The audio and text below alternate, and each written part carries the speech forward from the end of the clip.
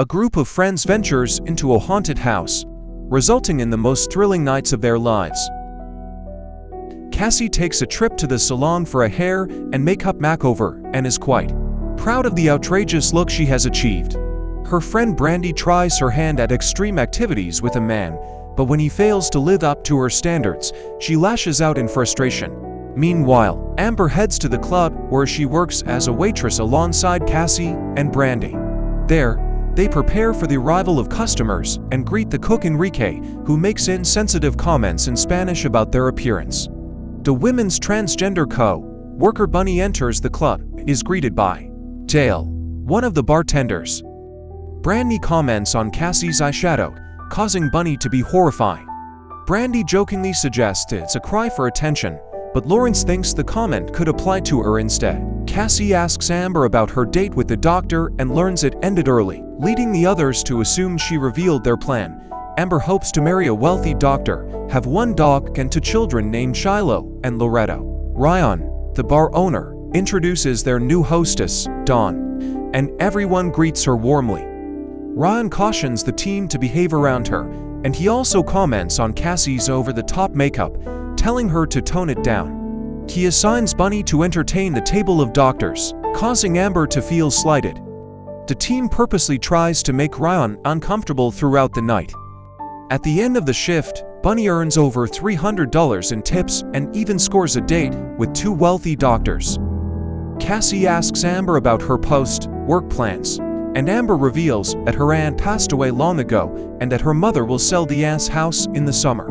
She invites her friends to use it as a vacation house until then. Meanwhile, 2 burglars break into the vacant house, where they encounter strange and frightening paranormal activity.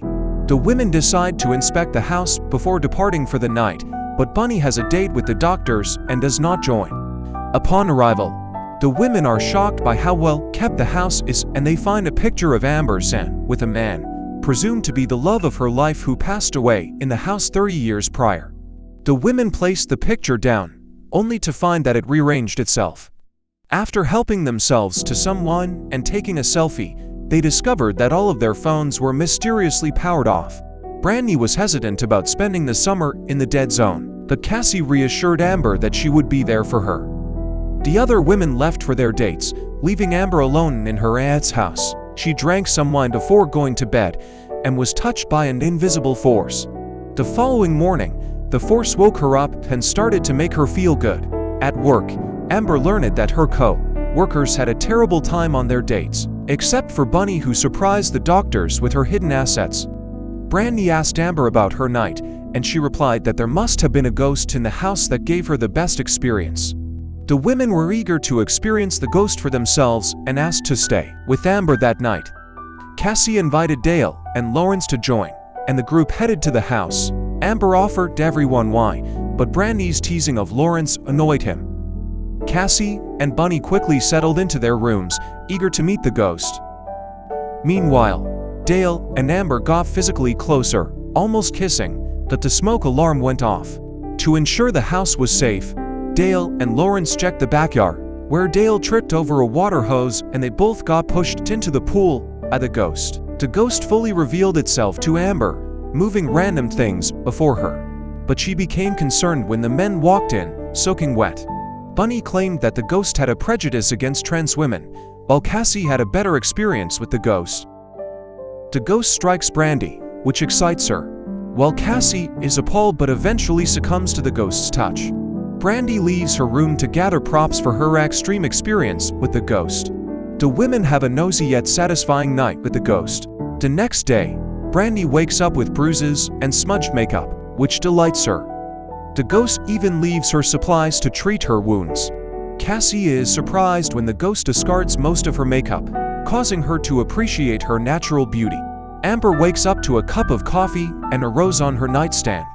The women are surprisingly silent, which confuses Ryan. The ghost continues to please the women day after day.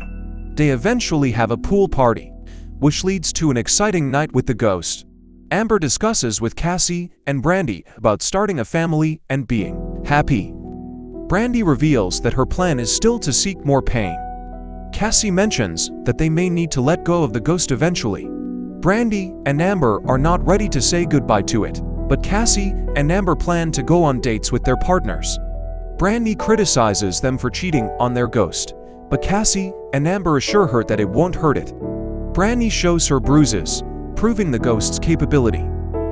The following morning, the ghost expresses its anger by causing trouble in the house. Brandy convinces the others to break things off with their partners. Suddenly, the door opens on its own, revealing the ghost can leave the house after all. Amber feels responsible and plans to speak with the ghost when she returns from work. However, the ghost ambushes them, causing them to flee in terror. The women make the difficult decision to let go of the ghost and move on with their lives. Thanks for watching. Don't forget to like and subscribe for more videos like this.